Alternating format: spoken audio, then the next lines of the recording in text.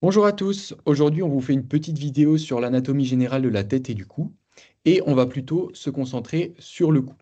Donc le cou, c'est une structure qui se trouve entre la tête et le thorax, et c'est surtout une zone de passage entre ces deux structures. Elle est composée notamment de différents organes comme le pharynx, le larynx ou la glande thyroïde, qui seront détaillés par la suite, également de structures vasculaires et de muscles. Le cou, il peut être divisé en région cervicale antérieure et en région cervicale postérieure. Donc ici, on a une coupe transversale de la région cervicale antérieure, avec ici une vertèbre cervicale. On trouve aussi des muscles entourés par des lames, avec la lame superficielle du fascia cervical en avant, la lame prétrachéale juste derrière, donc prétrachéale devant la trachée, et la lame prévertébrale devant la vertèbre cervicale. Dans la région cervicale antérieure, on trouve trois compartiments.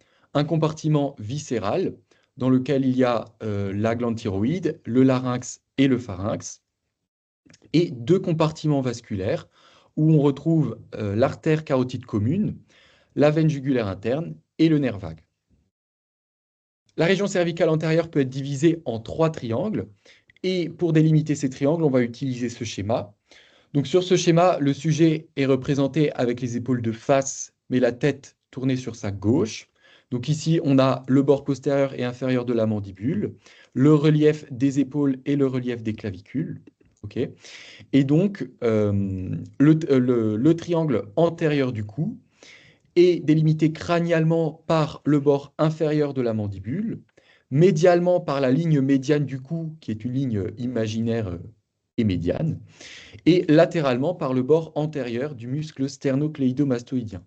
Le muscle sternocléido-mastoïdien, c'est un muscle qui est assez important et dont on va beaucoup parler dans ce cours. Il s'insère sur le manubrium sternal, sur le bord médial de la clavicule, donc sternocléido, et sur le processus mastoïde en arrière de l'oreille, c'est la boule juste derrière l'oreille au niveau du crâne, donc le sternoïdo-mastoïdien, qui va servir à délimiter donc les triangles au niveau du cou, notamment le triangle antérieur du cou.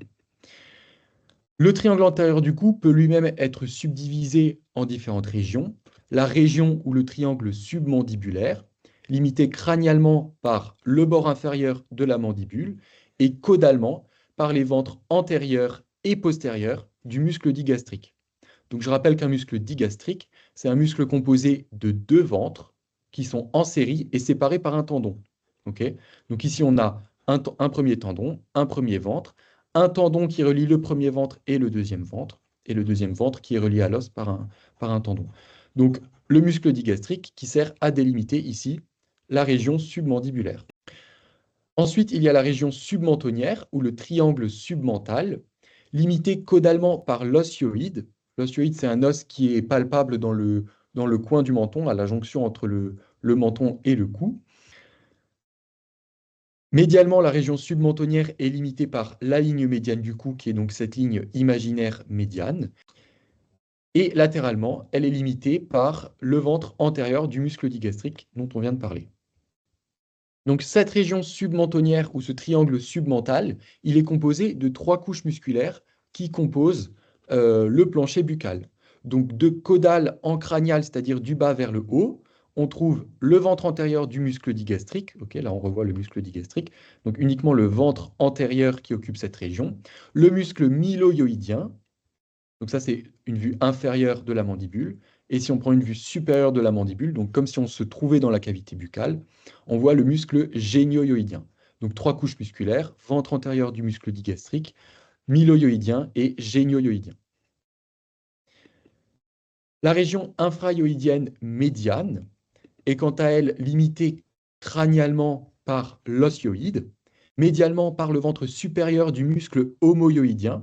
Le muscle homoyoïdien s'insère sur la scapula. L'ancien nom de la scapula, c'est l'omoplate. C'est pour ça que c'est le muscle homo comme omoplate et yoïdien jusqu'à l'ostioïde.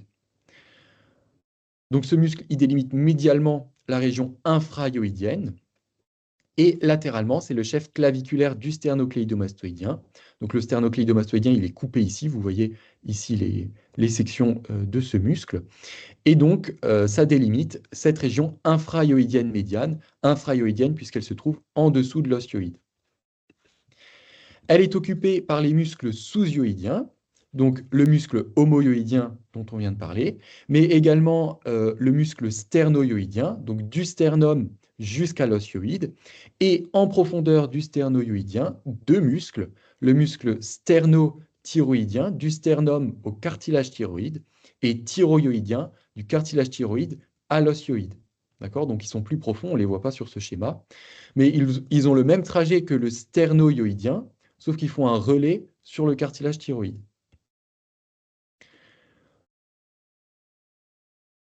Autre région du triangle antérieur du cou, le losange de la trachéotomie.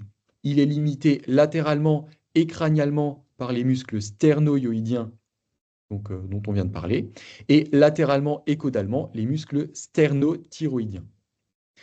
C'est dans cette zone qu'on peut pratiquer ce qu'on appelle une trachéotomie, c'est-à-dire qu'on perce un petit trou pour accéder à la trachée et faire passer un petit tuyau pour permettre aux patients de respirer si les voies aériennes supérieures sont obstruées.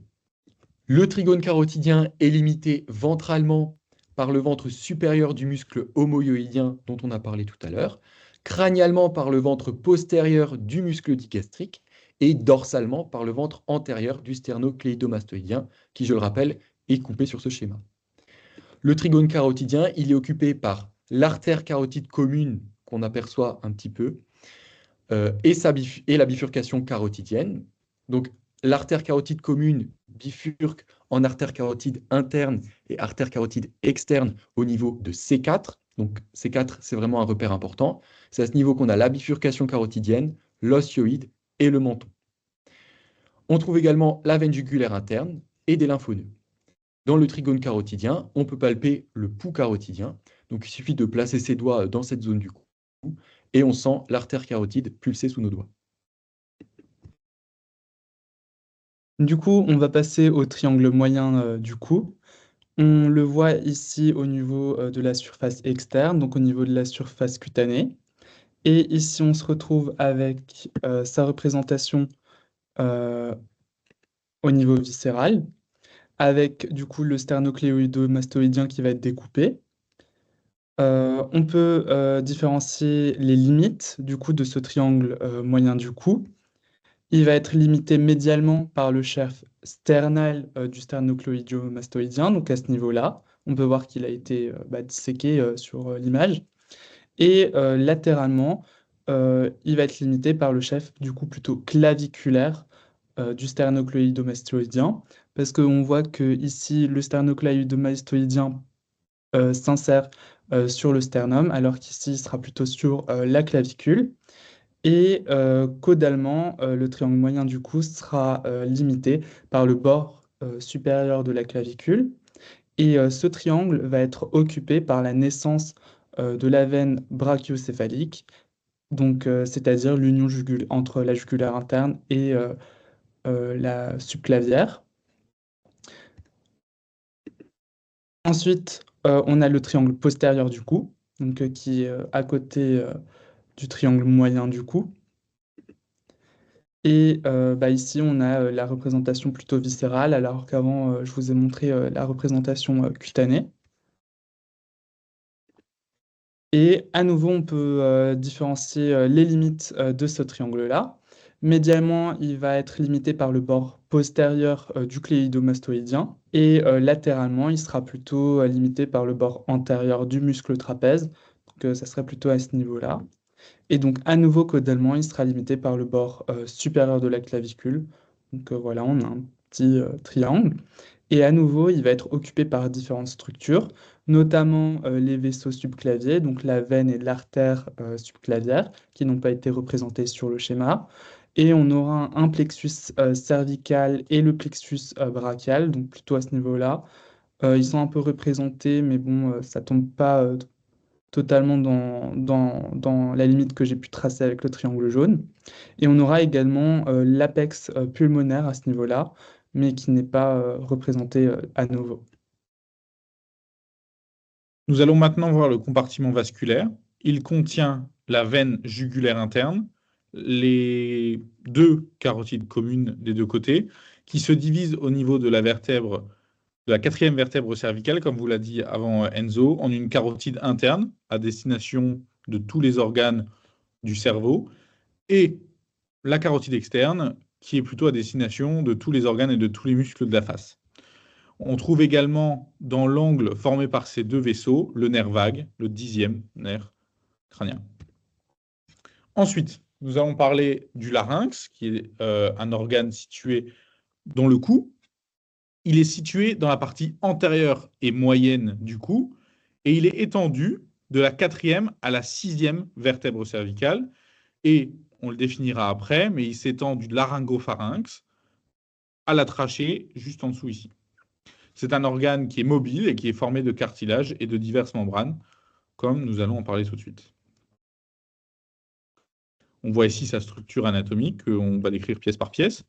Il est le cartilage thyroïde tout d'abord. C'est celui-ci qui est en forme de bouclier. Il est formé de 2 lames et il forme une arête antérieure ou proéminence laryngée qu'on appelle aussi pomme d'Adam, qui se trouve juste ici. Ensuite, nous avons le cartilage cricoïde qui forme le socle du larynx. C'est ce qu'on voit ici dans cette vue antérieure et ici sur cette vue postérieure. Elle forme une bague à chatons qui est postérieure. Et donc, ce cartilage est formé d'un arc antérieur, c'est ce qu'on voit ici, et d'une lame postérieure, c'est ce que l'on voit ici.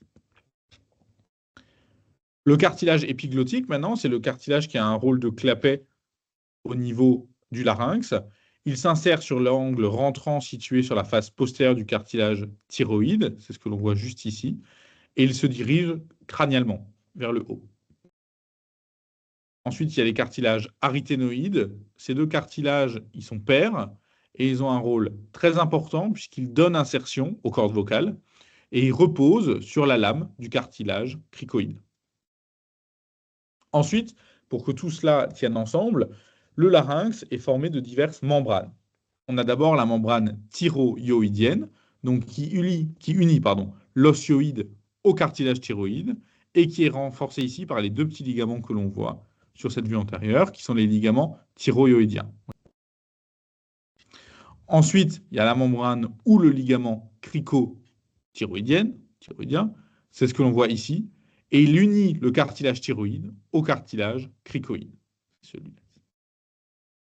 Et ensuite, également très important, les ligaments vocaux qui unissent le cartilage thyroïde, ici en avant, au petit cartilage aryténoïde, qui sont juste ici. Ils déterminent les plis vocaux qui, par leur mobilité, permettent la phonation. Le larynx est vascularisé par les artères thyroïdiennes supérieures, qui proviennent des carotides externes, et de l'artère thyroïdienne inférieure, qui, elle, provient de la subclavière. Elle est plus basse. Pour la vascularisation veineuse, elle provient des veines satellites des artères. Le drainage lymphatique s'effectue par les nœuds du cou, et son innervation est double par un nerf laryngé supérieur, qui est le nerf sensitif du larynx, et par un nerf laryngé inférieur, qui est le nerf des autres muscles du larynx, sauf, attention, le muscle cricothyroïdien, et ces deux nerfs sont tous les deux issus du nerf vague. Ensuite, on passe au pharynx. Le pharynx, c'est toute cette partie ici en rouge, c'est un conduit musculo-membraneux. Il est appendu à la base du crâne, c'est ce qu'on voit ici, hein. Il est juste en dessous de toutes les os de la base du crâne. On voit ici la lame criblée d'ethmoïde, etc. Et il est également en regard des 6 premières vertèbres cervicales, de la première à la 6e. Il est divisé en 3 étages, le nasopharynx, l'oropharynx et le laryngopharynx. Le carrefour digestif se situe au niveau de l'oropharynx, c'est-à-dire juste ici, puisque les aliments vont tomber dans l'œsophage, qui est le plus postérieur, et l'air va passer dans le laryngopharynx, puis dans la trachée, pour se diriger vers les poumons. Le pharynx, on l'a dit avant, est essentiellement formé de muscles et de membranes. Ces muscles sont essentiellement de 3 types. Les 3 muscles constricteurs du pharynx, que l'on voit ici encadrés en bleu. Il y a également le muscle stylopharyngien et le muscle palatopharyngien. Ce muscle stylopharyngien, il unit le processus styloïde à un des muscle constricteur du pharynx à une des membranes. Et le muscle palatopharyngien unit le processus palatin à également la membrane du muscle le plus bas des constricteurs du pharynx. Pour les muscles constricteurs de pharynx, on l'a dit avant, constricteurs du pharynx, ils sont de 3 types. Le muscle constricteur supérieur qui s'insère sur les os de la base du crâne, sur le processus ptérygoïde, le ligament ptérygomandibulaire et la langue en avant. Le muscle constricteur moyen s'insère sur la petite et la grande corne de l'os hyoïde. Et le muscle inférieur, ici en orange, s'insère sur le cartilage thyroïde et cricoïde. Le pharynx est vascularisé par les artères pharyngiennes ascendantes, qui proviennent des artères carotides externes. La vascularisation veineuse se fait via le plexus pharyngien, qui se jette ensuite dans la veine jugulaire interne. Le drainage lymphatique est assuré par les nœuds du cou et l'innervation est assurée par le plexus pharyngien, qui est une branche du nerf glossopharyngien, du nerf vague et du tronc sympathique. On vient de terminer la description de la région cervicale antérieure, donc on peut passer à la région cervicale postérieure. Celle-ci va être constituée de plusieurs plans, notamment des plans musculaires, avec un premier plan qui correspond au muscle trapèze, qu'on peut voir à ce niveau-là, qui va s'insérer au niveau de la base du crâne, au niveau de l'acromion, ainsi que sur l'épine de la scapula, et notamment sur tous les processus épineux des vertèbres cervicales et thoraciques. En deuxième plan, on aura les muscles splenius de la tête et l'élévateur de la scapula, qui est bien ancré sur la scapula. Un troisième plan musculaire, on retrouvera le sémé épineux de la tête avec les muscles longissimus de la tête et longissimus du cou. Et pour finir, un dernier plan, qui est le plan profond, qui regroupe plusieurs muscles extenseurs, avec notamment sur toute la hauteur de la colonne cervicale les petits muscles interépineux et les muscles transversaires épineux. Et on observe également une jonction crânio-cervicale qui contient 4 muscles suboccipitaux à ce niveau-là. On va retrouver l'oblique supérieur de la tête, l'oblique inférieur de la tête, le grand droit postérieur de la tête et le petit droit postérieur de la tête. On définit également un dernier triangle, malheureusement, un triangle suboccipital qui va être occupé par les artères et veines vertébrales. Et également, on aura le rameau postérieur du premier nerf cervical qui va traverser et occuper ce triangle suboccipital. Merci de votre attention. On espère que ça vous a plu. Et on vous laisse ici avec un petit mème de fin. Donc là, une image qui vous représente avant d'avoir étudié le cours et une image qui vous représente après avoir étudié le cours. Bon courage, bonne révision et j'espère que ça vous aura aidé.